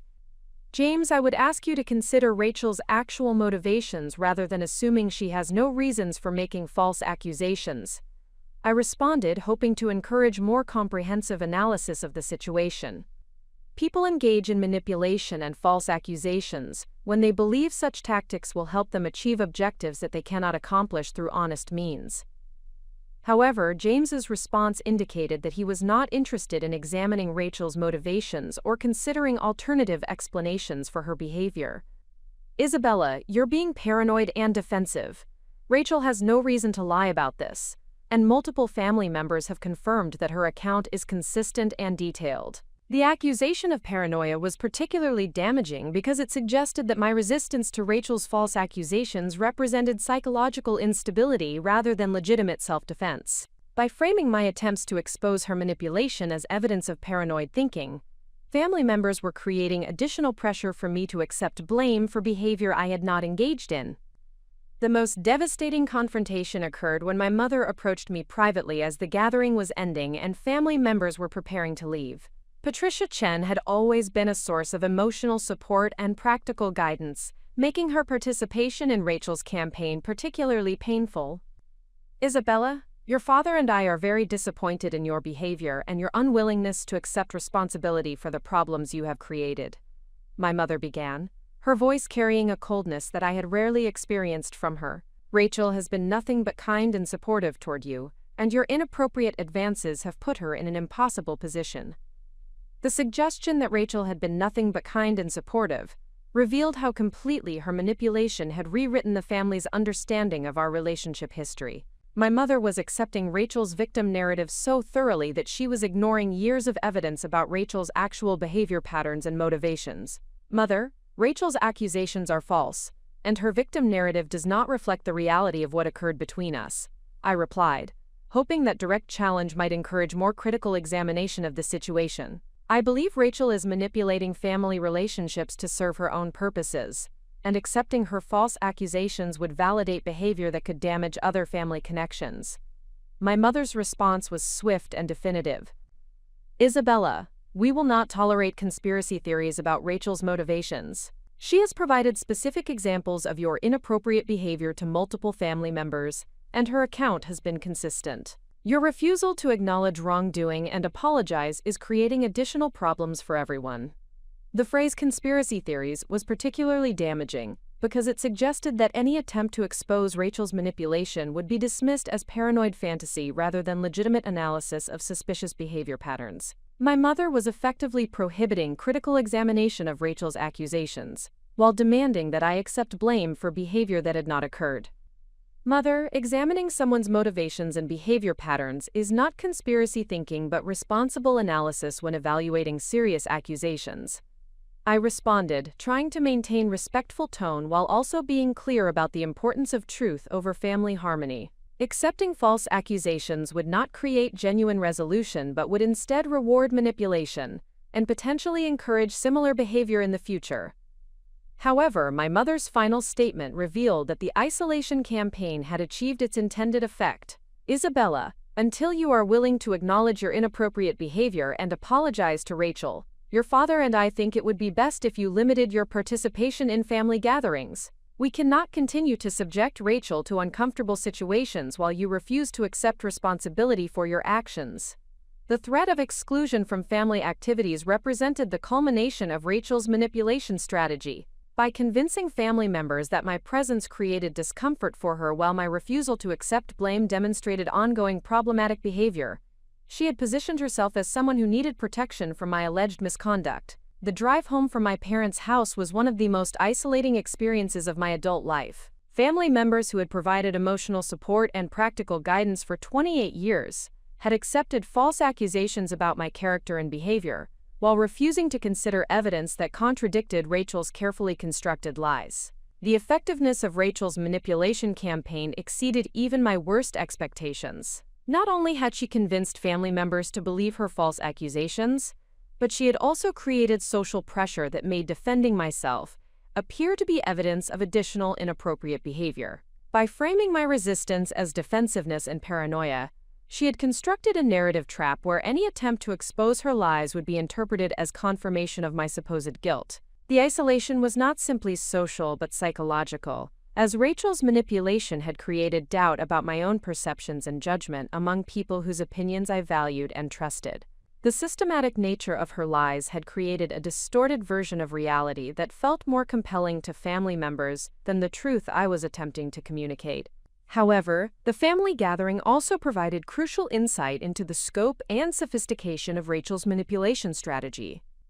Her ability to maintain consistent false narratives across multiple conversations while anticipating and preparing explanations for potential challenges revealed a level of calculated deception that confirmed my decision to document her behavior and seek professional guidance. The isolation campaign had achieved its immediate objectives by compromising my relationship with family members and creating social pressure for me to accept blame for Rachel's lies. However, it had also exposed the true nature of her manipulation in ways that would eventually provide opportunities to demonstrate the falsity of her accusations and the calculated nature of her campaign to control family dynamics for her own purposes. The week following the disastrous family gathering brought a cascade of consequences that revealed the far-reaching impact of Rachel's manipulation campaign. What began as false accusations within family circles rapidly expanded into threats to my professional reputation, financial security, and psychological well-being that forced me to confront the true cost of standing for truth when surrounded by systematic deception. The first professional blow came through an unexpected phone call from Margaret Riverside, the owner of Northwest Eco Solutions, one of my most significant clients. Margaret's company specialized in sustainable packaging for organic food distributors, and our working relationship had developed over 18 months into a partnership that provided both steady income and opportunities to influence environmentally responsible business practices. Isabella, I received some concerning information about your personal conduct, and I think we need to discuss how it might affect our professional relationship. Margaret began, her voice carrying the careful neutrality of someone delivering unwelcome news. A family member of yours contacted me to express concerns about potential boundary issues that might affect your ability to maintain appropriate professional relationships. The revelation that Rachel had contacted my business clients was so shocking that I initially struggled to formulate a response. The expansion of her manipulation campaign beyond family relationships into my professional network represented an escalation that threatened the financial foundation of my independence and career stability. Margaret, I need you to understand that the family member who contacted you has been making false accusations designed to damage my personal and professional relationships, I replied, recognizing that defending my reputation would require immediate and clear communication. The boundary issues she described did not occur, and her decision to contact my business clients represents inappropriate interference in professional relationships. Margaret's response revealed that Rachel's false narrative had been persuasive enough to create genuine concern about my professional reliability. Isabella, the person who called me, provided specific examples of inappropriate behavior and expressed concern that similar boundary violations might occur in professional settings. Given the nature of our work together, I need to be confident that you maintain appropriate professional conduct with all clients and colleagues. The phrase "similar boundary violations might occur in professional settings" demonstrated how effectively Rachel had weaponized her false accusations to threaten my career stability. By suggesting that my alleged inappropriate behavior toward her represented a pattern that could affect business relationships, she had created professional liability based entirely on fabricated personal conduct. Margaret, I have maintained exemplary professional conduct throughout my career, and my work with your company has consistently met the highest standards of professionalism and effectiveness. I responded, hoping to focus attention on objective evidence rather than subjective accusations. The family member making these accusations has personal motivations that have nothing to do with legitimate concerns about professional behavior. However, Margaret's next statement revealed the practical reality of reputation-based businesses. Isabella, I understand your position, but I need to consider the potential impact on Northwest Eco Solutions if these allegations become more widely known. Our company's reputation depends on maintaining relationships with clients who trust our judgment about business partnerships. The conversation illuminated how Rachel's strategic targeting of my professional relationships could create a domino effect where clients distanced themselves from me to protect their own reputations, regardless of whether her accusations were true. Fear of association with controversy could damage business relationships, even when the controversy was based entirely on lies. Margaret, I appreciate your concern for your company's reputation, but I hope you will consider the source and motivation behind these accusations before making decisions based on unverified personal allegations. I said, trying to maintain professional composure while also being clear about the stakes involved. I am prepared to provide references from other clients and colleagues who can attest to my professional conduct and reliability.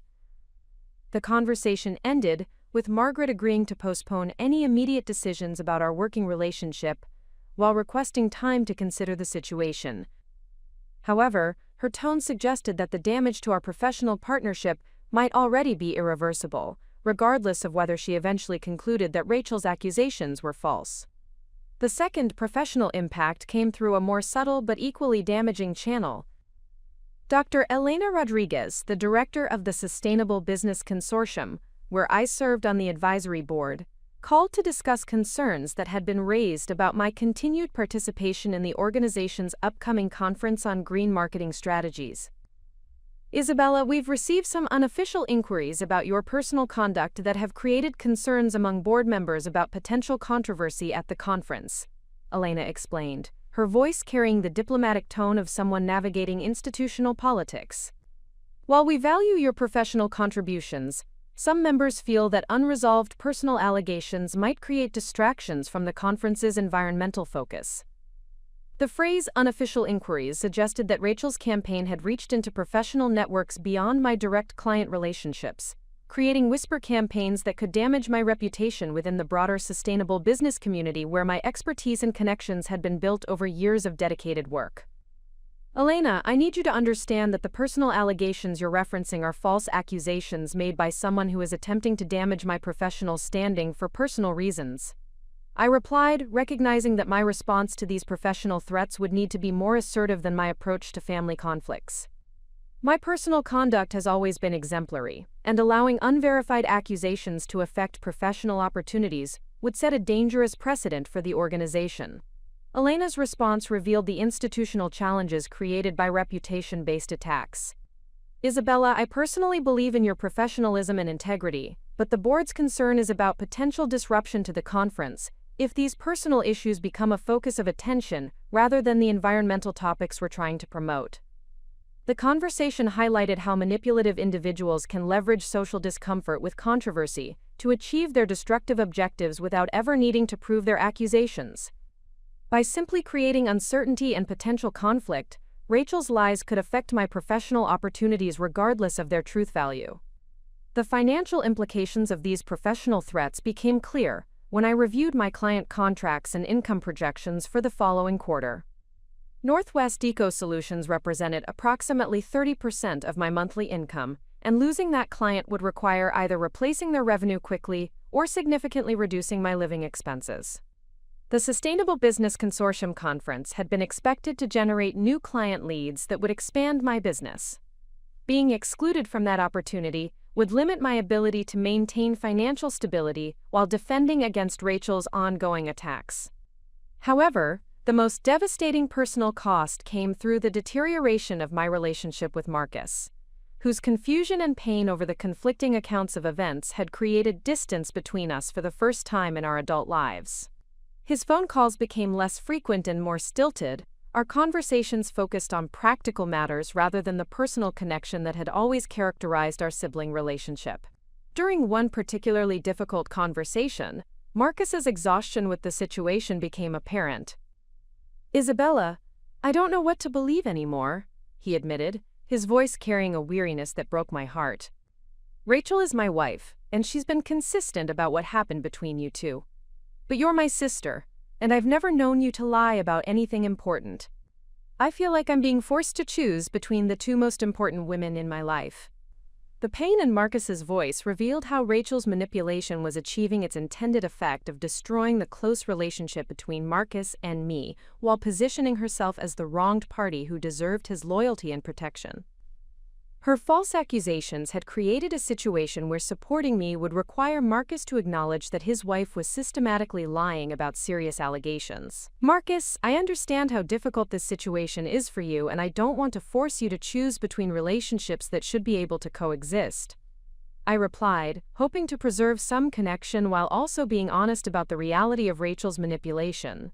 "However, I need you to know that Rachel's accusations are false, and her decision to involve family members and professional contacts suggests motivations that go beyond simply addressing alleged inappropriate behavior." Marcus's response revealed the psychological toll that Rachel's manipulation was taking on him as well. "Isabella, if Rachel is lying about something this serious, it would mean that my marriage is based on deception, and that I've been defending someone who deliberately tried to destroy my relationship with my sister. I don't know how to process that possibility." The conversation illuminated the sophisticated cruelty of Rachel's strategy.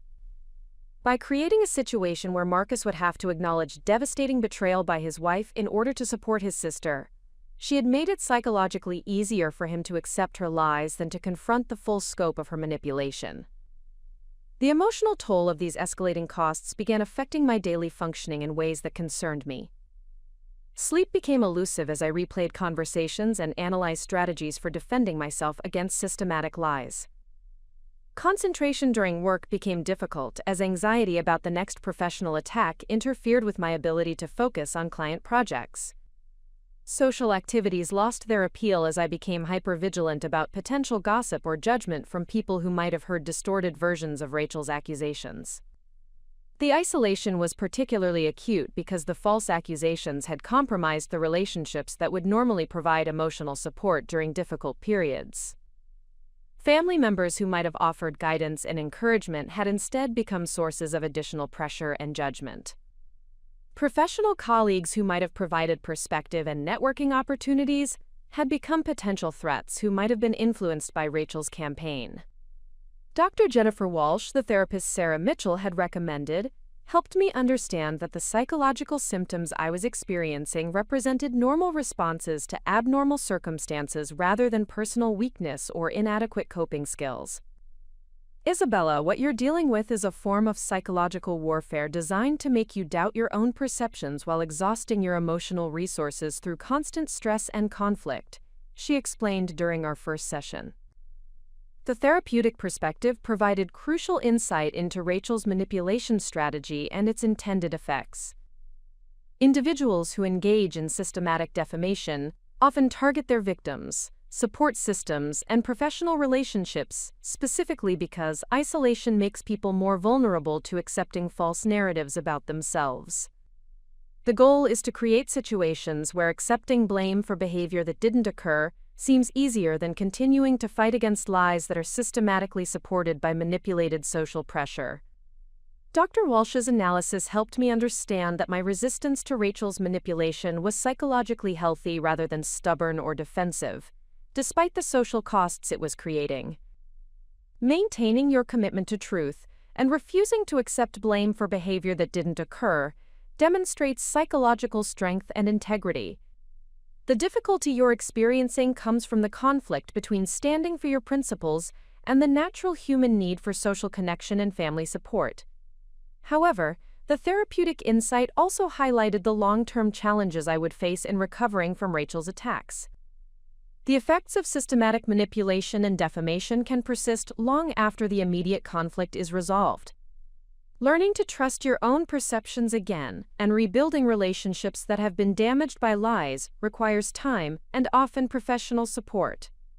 The financial cost of therapy, legal consultation, and potential income loss from professional damage created additional stress that compounded the emotional toll of Rachel's attacks. Defending myself against her false accusations was becoming expensive in ways that went far beyond the immediate social and family costs. As the week progressed, I realized that Rachel's escalation to professional threats represented a critical turning point in the conflict. Her willingness to jeopardize my career stability and financial security demonstrated that her manipulation campaign was not motivated by genuine emotional distress, but by calculated determination to punish me for rejecting her inappropriate advances. The choice I faced was becoming clearer but also more daunting. I could accept the professional and financial damage while hoping that Rachel's attacks would eventually subside, or I could fight back using the evidence I had documented while risking further escalation of her manipulation campaign. The recorded phone conversation where Rachel had confessed her inappropriate feelings and admitted to deliberately undermining her marriage to Marcus remained my strongest evidence of her deception. However, using that evidence would likely provoke her to escalate her attacks in ways that could cause additional damage to my professional reputation and family relationships. Dr. Walsh's guidance helped me understand that the decision about how to respond to Rachel's escalating manipulation would need to be based on my long-term well-being and principles rather than short-term conflict avoidance. Isabella, appeasing manipulative individuals rarely resolves the conflict but often encourages them to continue their harmful behavior. Standing up to systematic manipulation requires courage and often involves temporary increases in conflict before resolution becomes possible. The personal costs of Rachel's manipulation had reached levels that threatened my financial security, professional reputation, and psychological well-being. However, those same costs had also clarified the stakes involved and the importance of exposing her lies before she could cause additional damage to other relationships and opportunities. The foundation of my life that had once felt secure and stable continued to erode under Rachel's systematic attacks. But the destruction was also revealing which elements of that foundation were genuinely solid, and which had been built on relationships that could be manipulated through strategic lies and emotional pressure. The third week following Rachel's initial false accusations brought the systematic destruction of the remaining support structures that had anchored my personal and social life. What had begun as family dysfunction and professional threats evolved into comprehensive isolation as Rachel's manipulation campaign reached into friendships, community connections, and social networks I had built over years of authentic relationship development.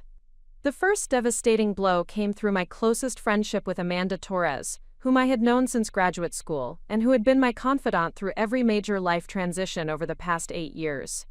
Amanda worked as an environmental lawyer specializing in corporate sustainability compliance, and our friendship had been built on shared professional values, intellectual compatibility, and mutual support through career challenges and personal growth.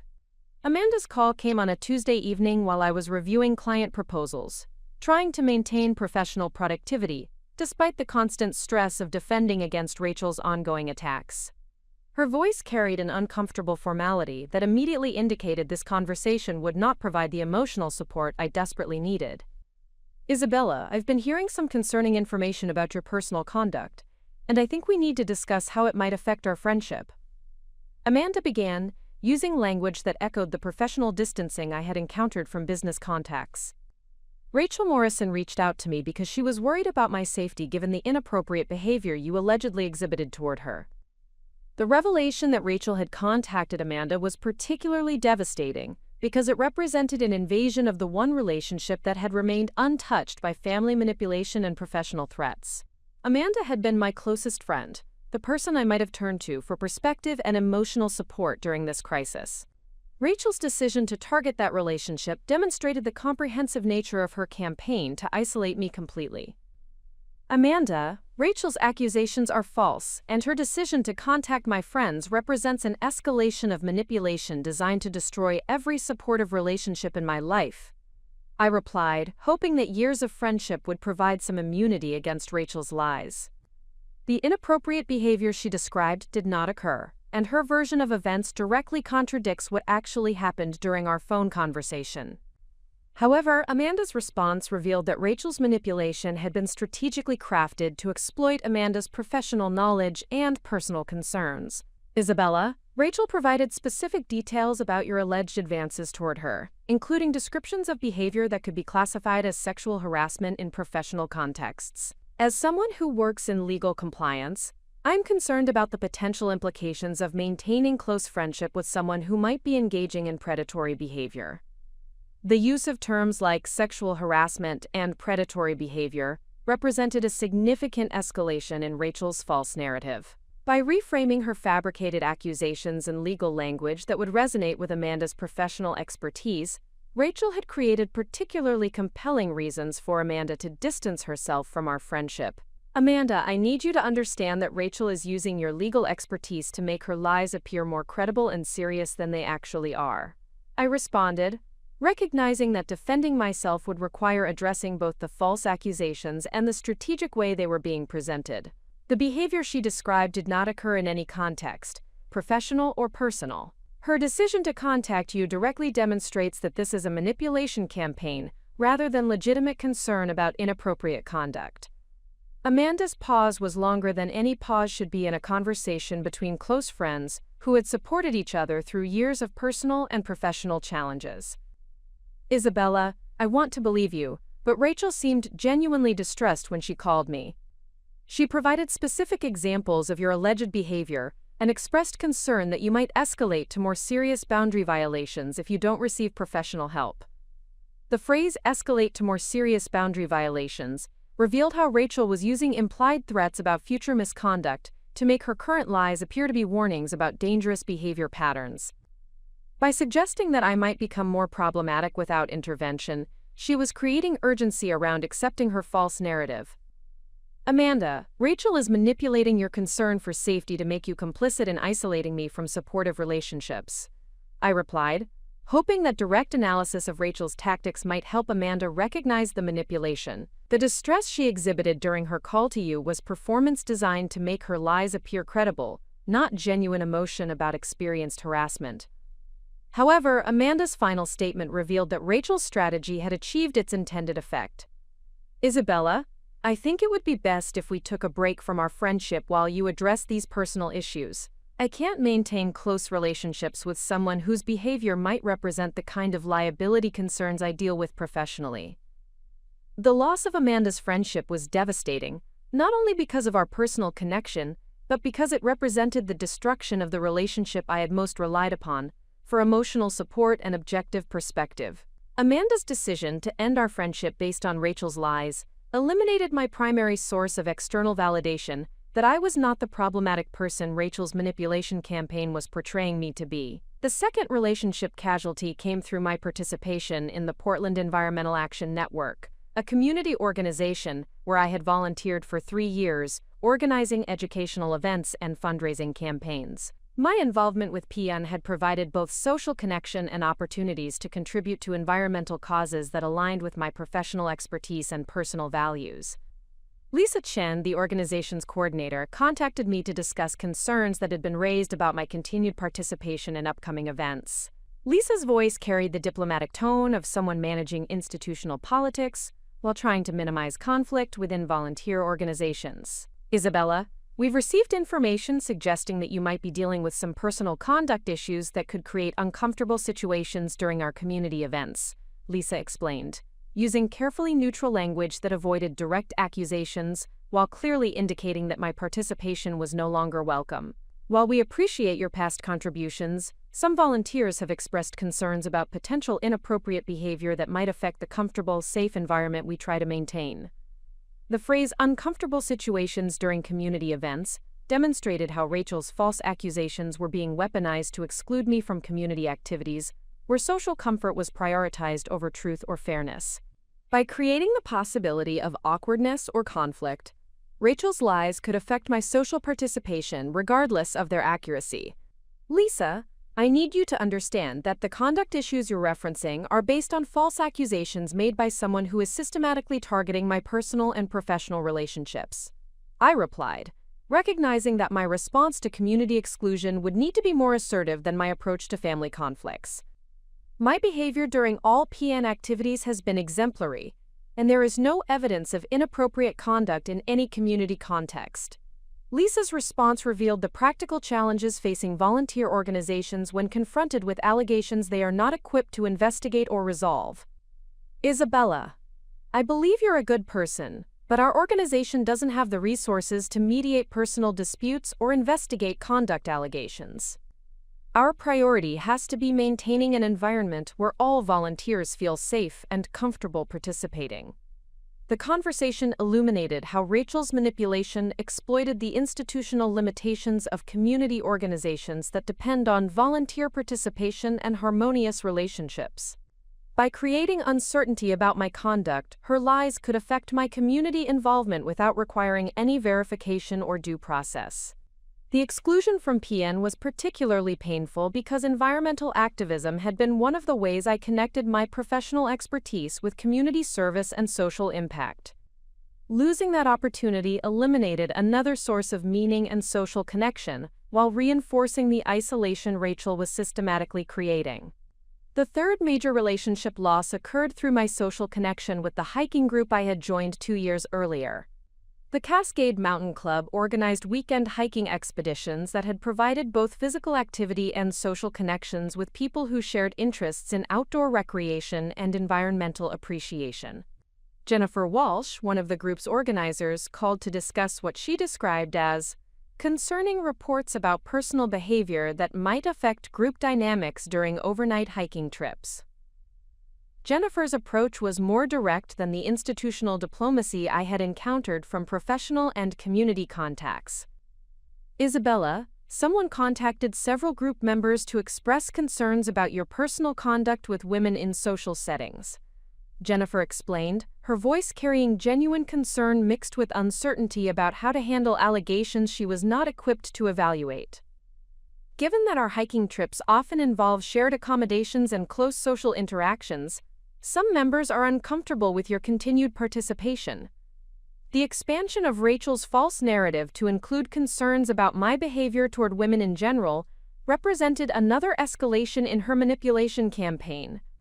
By suggesting that her allegations indicated a pattern of inappropriate conduct toward multiple women, she was creating broader safety concerns that would make my exclusion from mixed-gender social activities appear reasonable and necessary. Jennifer, the person who contacted group members is making false accusations designed to isolate me from all social activities and relationships. I replied, recognizing that defending myself against generalized allegations would be even more difficult than addressing specific false claims. My conduct during all hiking activities has been appropriate and respectful. and there is no evidence of problematic behavior toward any group members. Jennifer's response reflected the challenge facing social groups when confronted with serious allegations. Isabella, I understand your frustration, but several members have expressed discomfort with the possibility of inappropriate behavior during trips. We have to prioritize the safety and comfort of all participants. The conversation ended with Jennifer suggesting that I voluntarily withdraw from upcoming hiking trips while working through these personal issues. The phrase "working through personal issues" implied that Rachel's false accusations represented legitimate problems that I needed to address rather than lies that I needed to expose and counter. The loss of hiking group participation eliminated another source of physical activity, social connection, and stress relief during a period when I desperately needed all three. Rachel's manipulation was systematically removing the activities and relationships that might have provided emotional support and perspective during the crisis she had created. The most devastating personal loss came through the deterioration of my relationship with my longtime neighbor and friend, Mrs. Eleanor Hastings, an elderly woman who had become like a surrogate grandmother since I had moved into my apartment building 4 years earlier. Eleanor had been a source of wisdom, comfort, and practical support, often inviting me for tea and conversation when she sensed I was dealing with work stress or personal challenges. Eleanor's change in behavior was subtle, but unmistakable. Her usual warm greetings in the hallway became polite nods, and her invitations for tea disappeared entirely. When I encountered her in the building's lobby, she seemed to avoid extended conversation while maintaining surface-level politeness that suggested discomfort rather than genuine friendliness. The shift in Eleanor's behavior was particularly painful because she had never directly addressed whatever concerns might be affecting our relationship. Instead, her withdrawal was evident only through the absence of warmth and connection that had previously characterized our interactions. The uncertainty about what she might have heard or believed about me created additional anxiety while eliminating a relationship that had provided consistent emotional support. During one brief encounter in the building's mailroom, Eleanor's stiff politeness finally prompted me to address the situation directly.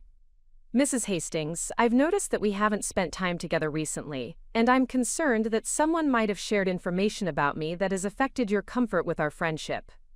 Eleanor's response was carefully measured, suggesting that she had indeed received disturbing information but was uncertain about how to address it appropriately. Isabella, I think it might be best if we maintained a more neighborly distance while you work through whatever personal challenges you might be facing. The phrase "personal challenges" indicated that Eleanor had been given information that portrayed Rachel's false accusations as legitimate problems requiring my attention and resolution.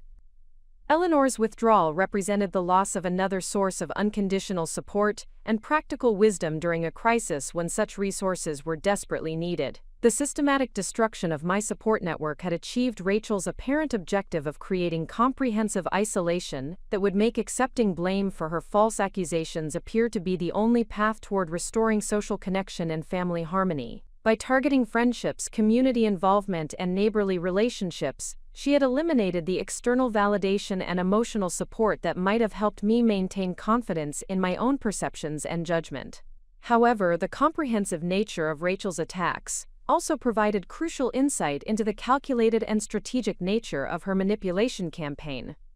The coordination required to contact multiple unconnected individuals and organizations with consistent false narratives demonstrated that her behavior was not emotional reaction or temporary distress, but deliberate campaign designed to destroy my life systematically. Dr. Walsh's therapeutic guidance became increasingly important as the isolation deepened. Isabella, what you're experiencing represents comprehensive social and psychological warfare designed to make you doubt your own reality, while eliminating the relationships that might provide alternative perspectives. The systematic nature of these attacks confirms that you're dealing with deliberate manipulation rather than legitimate concerns about your conduct. The therapeutic perspective helped me understand that my increasing sense of unreality and self-doubt represented normal responses to abnormal circumstances, rather than evidence that Rachel's accusations might contain elements of truth. When someone systematically targets all your support relationships while providing consistent false narratives to multiple unconnected individuals, the goal is to create psychological isolation that makes their version of events appear more credible than your own memory and experience. Dr. Walsh also emphasized that maintaining commitment to truth during comprehensive isolation required extraordinary psychological strength and clear thinking. Isabella, the fact that you're continuing to resist false accusations despite mounting social pressure demonstrates remarkable integrity and psychological health. Most people would have accepted blame for behavior they didn't engage in rather than enduring this level of systematic attack. The support system that had anchored my emotional well-being and social identity had crumbled under Rachel's strategic manipulation, but the destruction had also revealed which relationships were built on authentic connection versus social convenience. The comprehensive nature of the isolation was devastating, but it was also clarifying about the true character of the person who had orchestrated it and the importance of exposing her lies before she could cause additional damage to other potential targets. Up next, you've got 2 more standout stories right on your screen. If this one hit the mark, you won't want to pass these up. Just click and check them out. And don't forget to subscribe and turn on the notification bell so you don't miss any upload from us.